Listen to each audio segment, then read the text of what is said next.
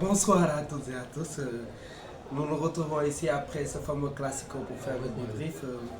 Moi, en tant que fan Real Madrid, je vais d'abord laisser la parole à votre TikToker préféré. Essayez de vous donner son avis. Mesdames et messieurs, le Barça, bien sûr, humilie une nouvelle fois le Real Madrid sur un score sans appel de 5 buts à 2.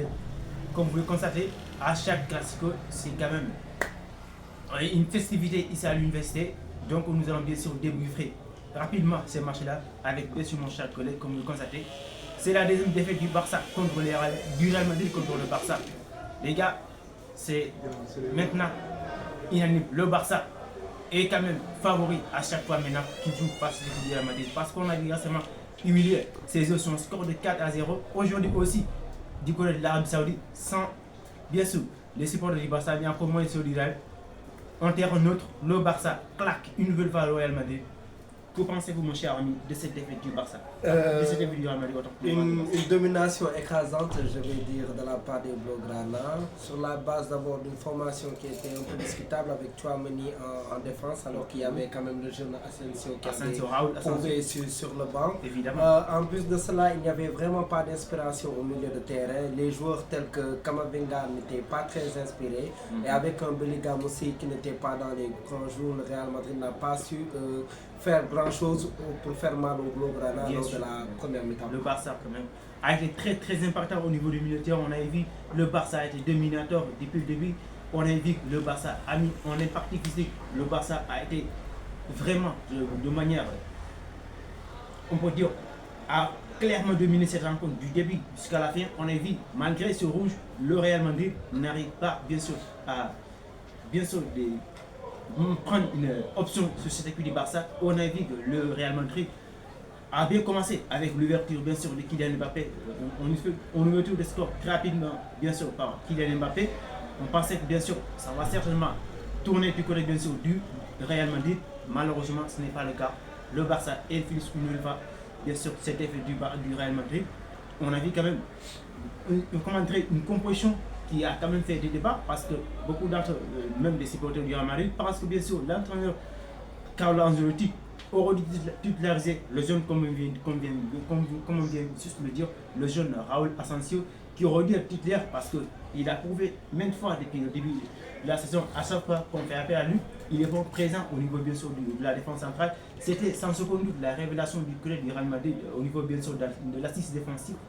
On a vu que Kamavinga n'était pas du tout au rendez-vous au niveau du milieu de terrain. Il a quand même énormément de difficultés face à cette équipe du Barça qui a été très impactant au niveau du milieu de terrain avec Gavi, bien sûr Cazador et Pedri qui ont mis énormément de parties physiques. Ça a été très compliqué de cette équipe du Barça, du Real Madrid, de rivaliser face à l'équipe du Barça. Que pensez-vous bien sûr de votre attaque? Parce qu'on a vu que l'équipe du Real Madrid a eu des difficultés au niveau bien sûr de l'attaque. Avant de parler de l'attaque, bien sûr, j'aimerais d'abord faire le point au niveau de notre défense. Oui, parce que les Blaugrana, après avoir encaissé un but, ont très trop pris l'ascendant en profitant des largesses de la défense. Ouais. Avec Rudiger qui n'a pas été aidé par un Chouameni des mauvais soirs, si je peux dire comme ça. Le Barça a su prendre psychologiquement l'ascendant sur le Real en marquant 2 buts, sur coup, avec un Rafinha vraiment, un Rafinha tête aux pieds, on va dire comme ça. Au niveau de l'attaque, notre cher Kylian Mbappé, qui a été vivement critiqué toutes ces dernières rencontres, a été, je dirais, le seul qui a eu, qui a pris l'engagement d'être le leader offensif. Le Vinicius qu'on voit et Vilvortan n'a pas montré grand chose.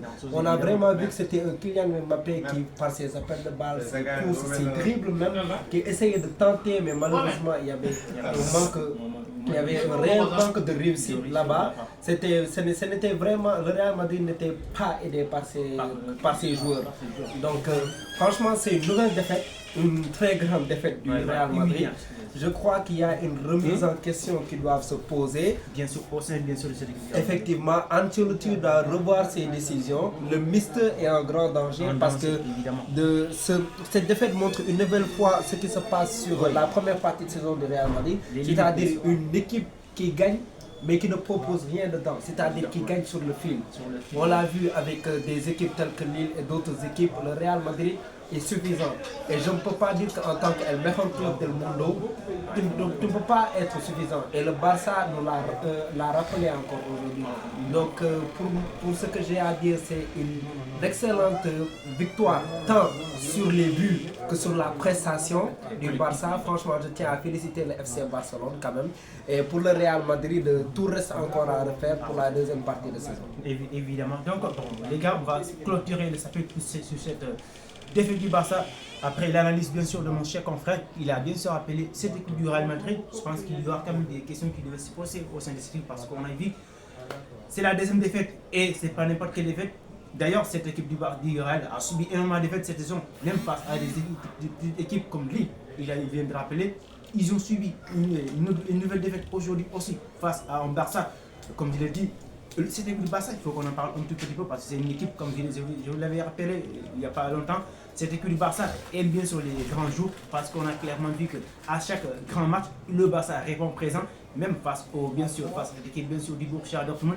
Il n'était pas du tout bien en championnat où il enchaînait des défaites et le Barça, malgré tout, bien sûr, s'est déplacé du coup, bien sûr, du BFRB du Borussia Dortmund. Ils les ont bien sûr battus sur un score de 3-2. Pareil, à domicile contre le grand Bayern Munich, il y a une lieu aussi, ce qui signifie que le Barça dégage quand même une certaine sérénité face au grand. Le problème aussi du Barça, c'est la régularité, parce qu'on a clairement vu que ce début du Barça n'est pas toujours régulier, parce que face à des petites équipes comme Leganés, comme bien sûr Osasuna, ils ont subi des défaites inexplicables. Ce qui veut dire que cette équipe du Barça aussi doit revoir ses manières de jouer pour essayer au minimum de régulariser bien évidemment ses performances pour bien sûr prétendre à d'autres titres, pourquoi pas remporter la Liga, mesdames et messieurs. C'est la fin, mon cher ami. Pour le mot de la fin, je souhaite à tous de passer une excellente soirée sur notre chaîne. Je tiens aussi à vous dire de vous abonner à sa chaîne. Il y a beaucoup de contenu très plaisant et très pertinent pour mon ami Ousseynou. Je vous souhaite une bonne soirée. Comme vous pouvez constater, il y a aussi ma chaîne YouTube, Ousfou 224, Ousfou 221. Et bien sûr, sur mon compte et ma page Facebook, bien sûr, Ouskeritam. Vous n'avez juste qu'à cliquer, bien sûr, pour abonner, recevoir bien évidemment plus de contenu de ma part. Mesdames et messieurs, c'est la fin de cette nouvelle débrief, bien sûr, concernant le Classico remporté par le Barça.